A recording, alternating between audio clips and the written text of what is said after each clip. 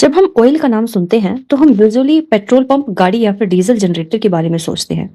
लेकिन सच ये है कि ऑयल सिर्फ फ्यूल नहीं है। ऑयल असल में पावर है। और जब मैं पावर कह रही हूँ तो सिर्फ इंजन पावर की बात नहीं कर रही, मैं बात कर रही हूँ पॉलिटिकल पावर, इकोनॉमिक पावर और मिलिट्री पावर की। आज की दुनिया जिस तरह से चल रही है उसका बैकबोन ऑयल ही है। चाहे फिर वो फैक्ट्रीज हो, ट्रांसपोर्ट हो, शिपिंग हो या फिर flights, plastics, medicine, fertilisers, electricity और इवन वॉर्स, सब कुछ कहीं ना कहीं ऑयल से कनेक्टेड है। इसीलिए जिस कंट्री के हाथ में ऑयल का कंट्रोल होता है उसके हाथ में सिर्फ एनर्जी नहीं होती, उसके हाथ में दुनिया को इन्फ्लुएंस करने की एबिलिटी होती है। अब यहाँ से हम अमेरिका का रोल शुरू होता है। वर्ल्ड वॉर 2 के बाद दुनिया का बैलेंस कंप्लीटली चेंज हो गया था। यूरोप ऑलमोस्ट डिस्ट्रॉय हो चुका था और एशिया स्ट्रगल कर रहा था। लेकिन अमेरिका कंपैरेटिवली स्ट्रॉन्ग पोजीशन में था। तब अमेरिका ने एक बात बहुत क्लियरली समझ ली थी कि फ्यूचर की जो लड़ाई होगी वो सिर्फ वेपन से नहीं, फ्यूचर की लड़ाई होगी रिसोर्सेज पर। और सबसे इंपॉर्टेंट रिसोर्स होगा ऑयल। इसी रियलाइजेशन के बाद अमेरिका का फोकस मिडिल ईस्ट पर गया, जहां दुनिया का सबसे बड़ा ऑयल रिजर्व था। सऊदी अरेबिया, ईरान, इराक और कुवैत, ये सब कंट्रीज सडनली ग्लोबल पॉलिटिक्स का सेंटर बन गए। अमेरिका ने डायरेक्टली इन्वेजन स्टार्ट नहीं किया, उसने डील्स और अलायंसेस का रास्ता चुना। सिंपल सा अरेंजमेंट था, तब तुम हमें स्टेबल ऑयल सप्लाई दो और हम तुम्हें सिक्योरिटी देंगे।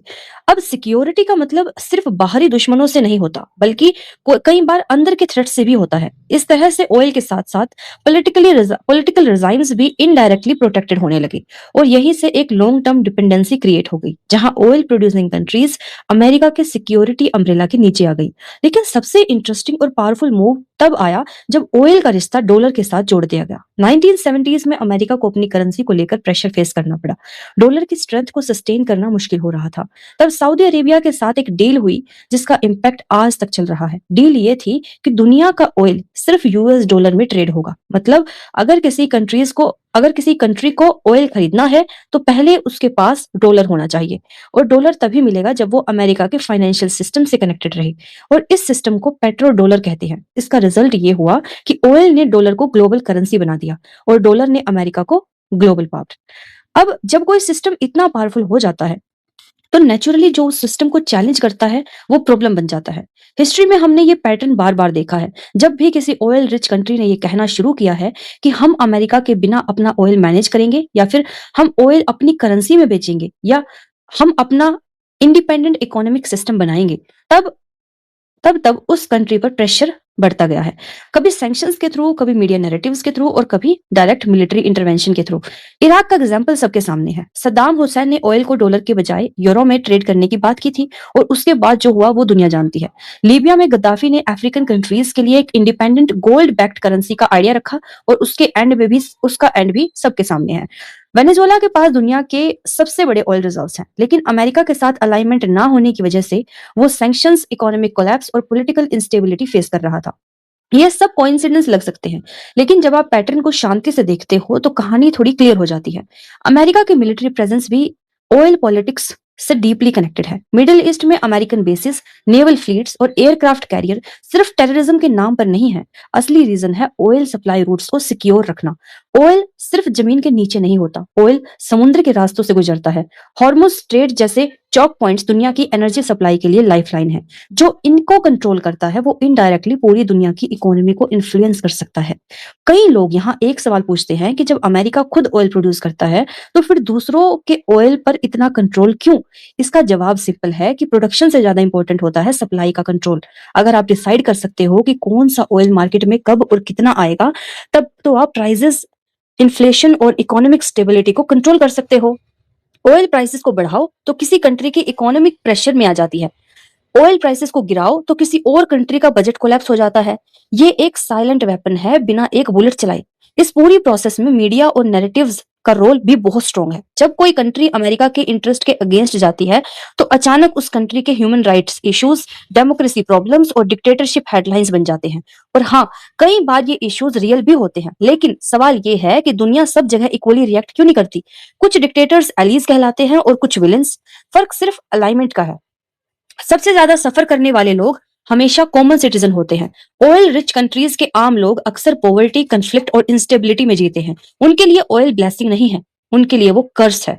स्कूल्स और हॉस्पिटल्स बनने की बजाय पावर स्ट्रगल बनते हैं और ग्लोबल लेवल पर बड़ी पावर्स कॉन्फ्रेंस टेबल पर बैठकर डिसीजन ले लेती हैं जिनका इम्पैक्ट ग्राउंड पर रहने वाले लोगों पर पड़ता है। ये भी समझना जरूरी है कि अमेरिका कोई अकेला विलेन नहीं है। ग्लोबल पॉलिटिक्स में हर सुपर पावर अपना इंटरेस्ट देखती है। कल ब्रिटेन करता था, आज अमेरिका करता है और कल शायद चाइना करे। तो इंटरनेशनल रिलेशंस में इमोशन नहीं होते, सिर्फ इंटरेस्ट होते हैं। फर्क सिर्फ इतना है कि इस वक्त अमेरिका के पास मैक्सिमम कंट्रोल है। तो जब हम पूछते हैं कि अमेरिका ऑयल को कंट्रोल क्यों करना चाहता है, तो जवाब ये नहीं है कि उसे ज्यादा पेट्रोल चाहिए। जवाब ये है कि ऑयल पावर है, ऑयल करेंसी है, ऑयल इन्फ्लुएंस है और ऑयल ही फ्यूचर है। जब तक दुनिया ऑयल पर डिपेंडेंट रहेगी तब तक ऑयल सिर्फ एनर्जी सोर्स नहीं रहेगा बल्कि एक वेपन बना रहेगा। शायद असली फ्रीडम तब आएगी जब दुनिया एनर्जी के नए ऑल्टरनेटिव्स पर जेन्युइनली शिफ्ट करेगी।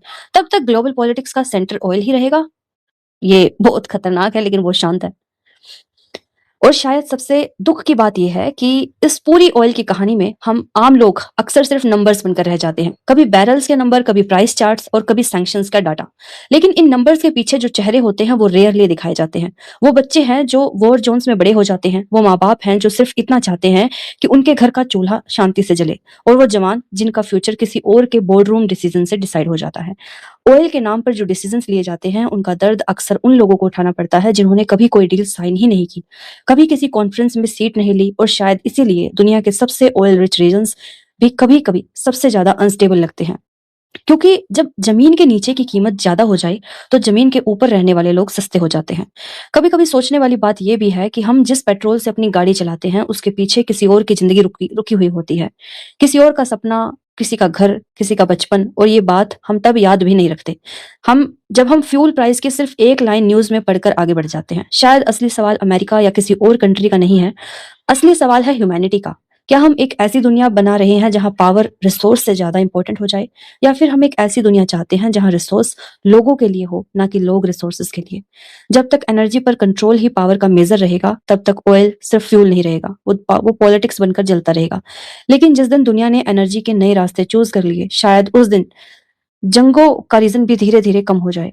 शायद तब तक ये कहानी सिर्फ अमेरिका की नहीं है, सिर्फ मिडिल ईस्ट की नहीं है, ये कहानी हम सब की है, क्योंकि हम सब इस दुनिया का हिस्सा है।